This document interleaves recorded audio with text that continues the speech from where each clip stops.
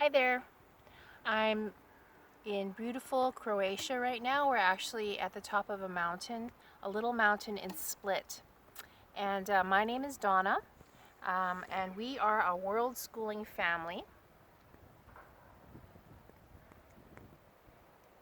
Yeah, we're actually just at the top of a mountain right now. So my name is Donna, and we are a world schooling family. We have been on the road for almost 13 years now. And our standard method of operation, or our MO, is that we typically leave our home country for 6 months, and then we go home for 6 months, and we visit family and friends, and we get our finances in order.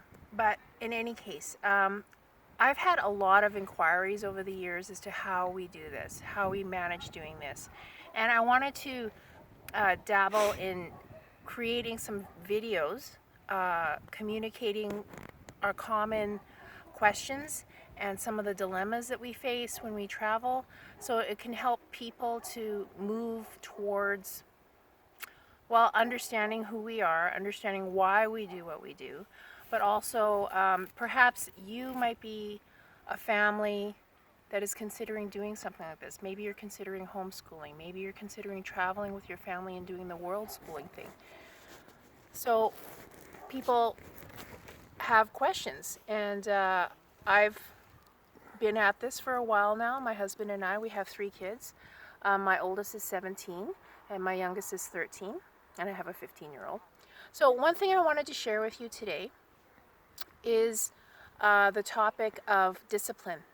And a very interesting thing just happened now as we were climbing up the hill. We were driving here, and we had to park the car at the bottom, and then we had to walk up the hill. And as we were driving the car and we parked the car, there was an incident that happened in the car that happens quite often. Now, my husband and I are really big on current events, and my kids kind of roll their eyes whenever they hear us bringing the subject up again. And this happened in the car. My son basically shut down and said he didn't want to talk about it. And he was disrespectful about it in the car. He's actually getting better at not being outright rude, but he made it very clear to us that he didn't want to talk about it. However, this is an area that is very important to us. So what I wanted to talk about today is attitude.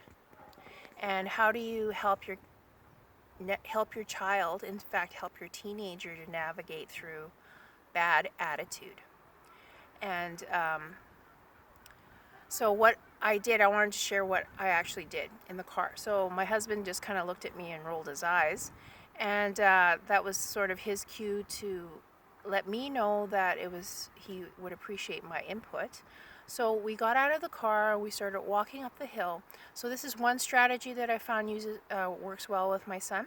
And you can use this, you don't have to be world schooling and traveling, you can use this as a strategy wherever you are.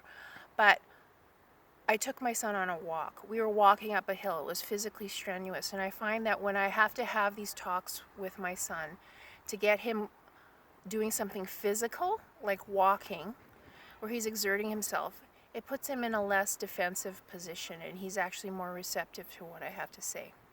So the second strategy that I used was to identify where can he buy into this.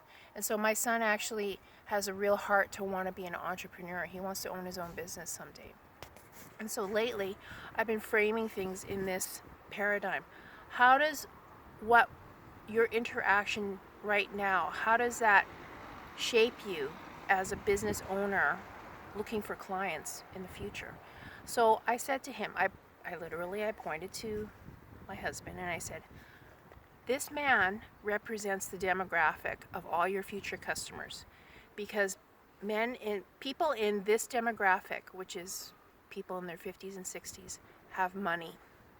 And if they have money, that means they're your potential customers. You want them to listen to you. You want them to invest in your business. You want them to believe in you. So I had to present the buy-in for him, why it was important for him to be respectful to his dad, and also to